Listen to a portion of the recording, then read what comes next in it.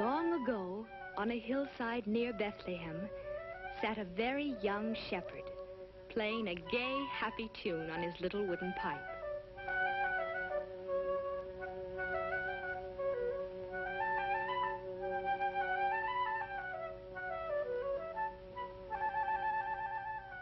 In that year, the Emperor of Rome had ordered all the people to be counted and taxed, each man in his own city.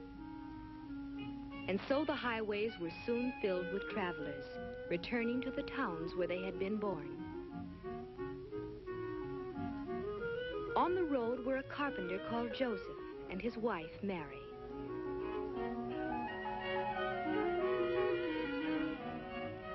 Their hometown, Bethlehem, was a city now filled with visitors, all looking for places to stay. And by twilight, Joseph and Mary were weary of searching.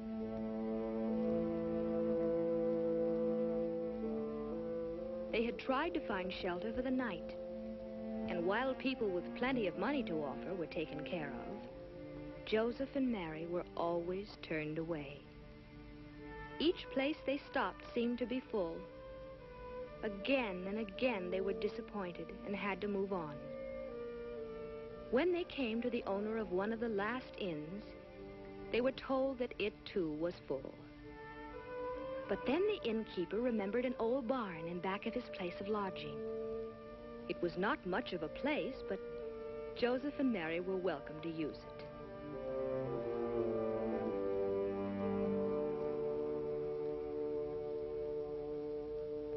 This was where they would stay for the night. And in this old, dingy stable, the animals made room for the unexpected guests. As Joseph made Mary comfortable and the weary tourists took their rest, night settled over Bethlehem.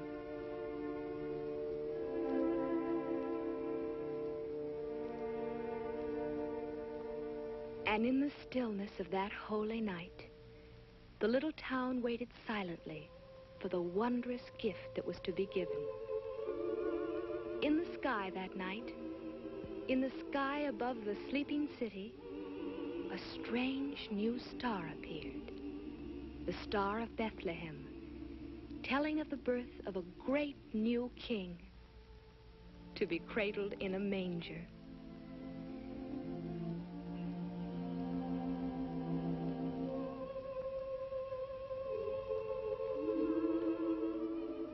And so it was that Christ the Savior was born in Bethlehem on that silent night so long ago.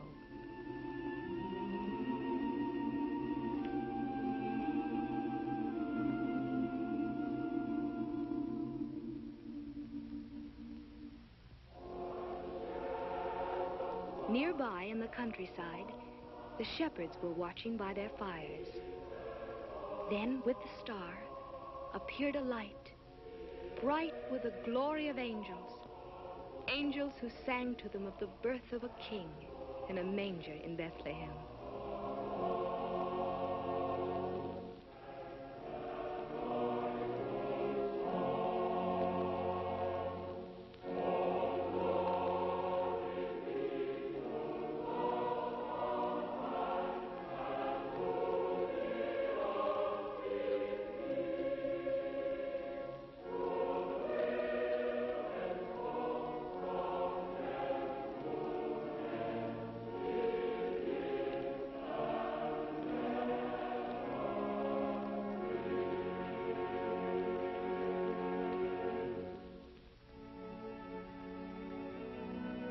Full of wonder and surprise, the shepherds hoped to see the child of whom the angels sang.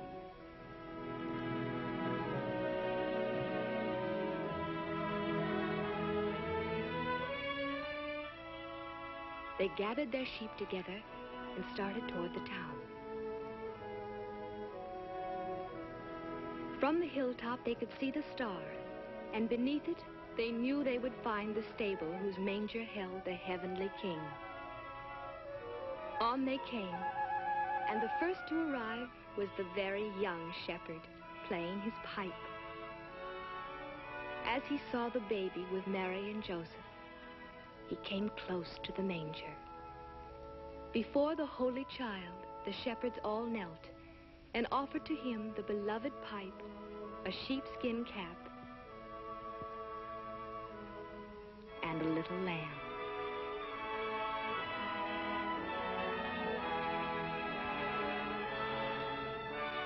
And when they had worshipped him, they would go to tell others of this wonderful thing that had happened.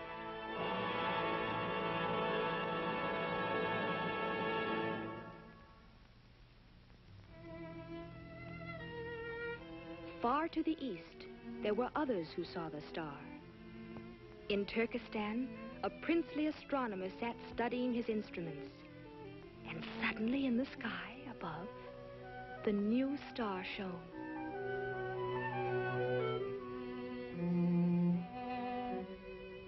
In India, a king watched from the balcony of his marble-columned palace as the star grew larger and larger.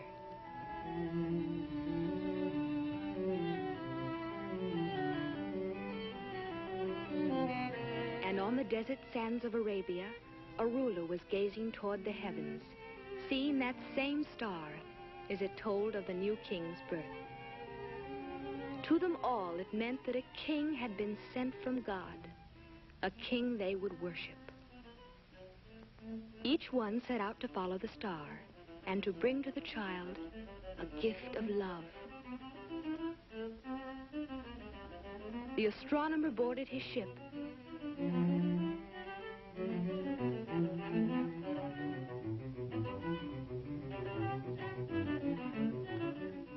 and sailed over the waves toward the guiding star.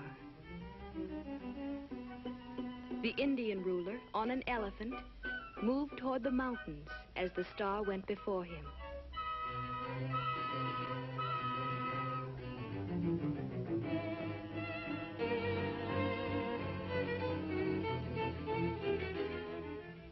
And from Arabia, across the desert, came the third king on a camel. It was a long journey and a hard one for all of them. But as they followed the star, each came nearer to the land of Israel, where Herod ruled.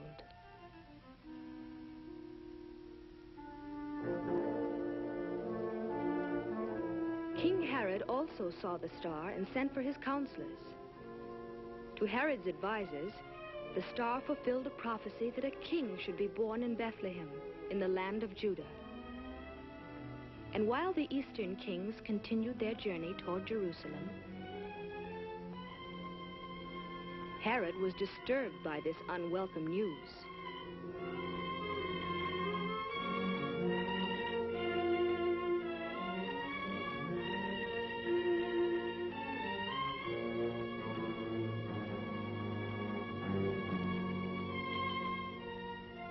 Thinking surely that King Herod could direct them to the newborn child, the wise men came to his palace to seek his advice. Perhaps they would find the babe there, in the palace.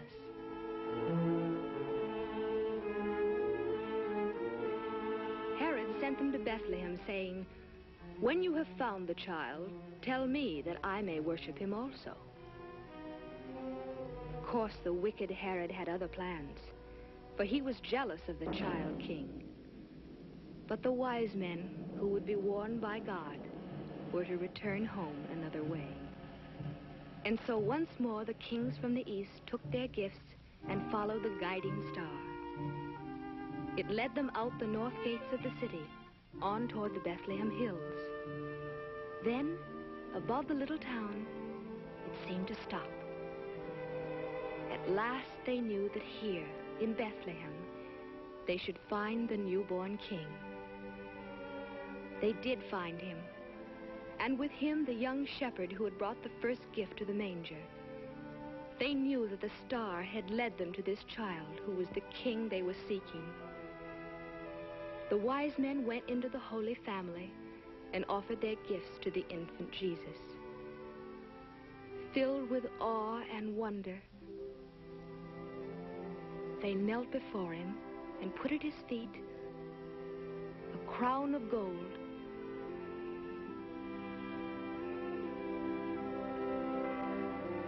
a chest of frankincense, a jar of myrrh. And they worshipped him, the child of the line of David, the Son of God, the King to be called Emmanuel.